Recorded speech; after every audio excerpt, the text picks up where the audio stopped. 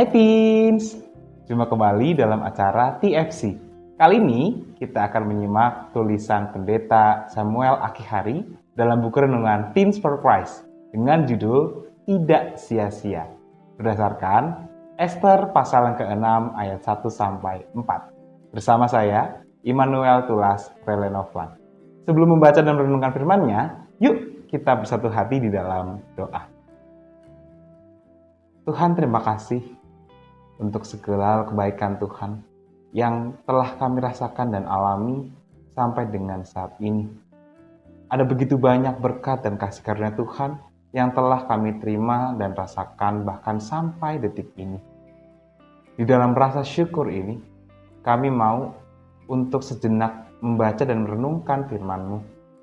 Curahkanlah roh-Mu ya Tuhan, agar kami punya pikiran dan hati yang mau terbuka untuk mendengarkan sabda-Mu.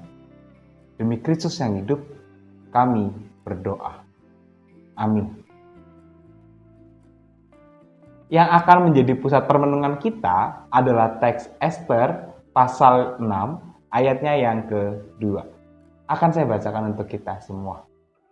Dan di situ didapati suatu catatan tentang Mordekai yang pernah memberitahukan bahwa Bigtan dan Teres, dua orang sida-sida raja yang termasuk golongan penjaga pintu, telah berikhtiar membunuh Raja Ahasveros.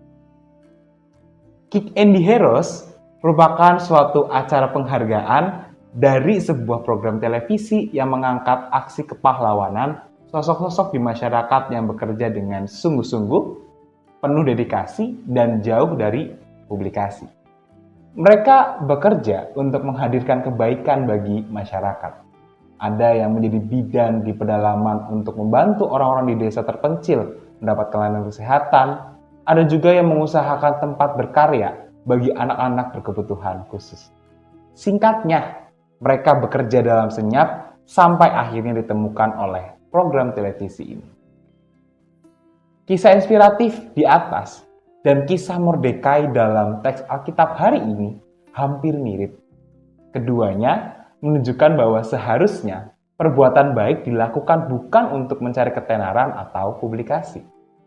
Kisah Mordekai yang menyelamatkan Raja Ahasveros dari rencana pembunuhan sida-sida hampir terlupakan. Bisa jadi tidak ada yang mengingatnya. Namun saat kitab pencatatan sejarah dibacakan di hadapan raja, maka kisah Mordekai terungkap kembali. Raja merasa bahwa perbuatan baik ini perlu diapresiasi. Meskipun Mordekai tidak mengharapkan imbalan apapun dari tindakannya itu, kebaikannya berbalik kepadanya. Raja Ahasveros mengingatnya dan memberinya penghormatan.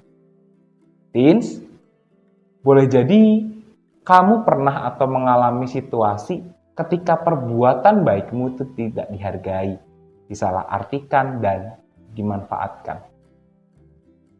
Bagaimanapun juga, jangan berhenti untuk melakukan kebaikan.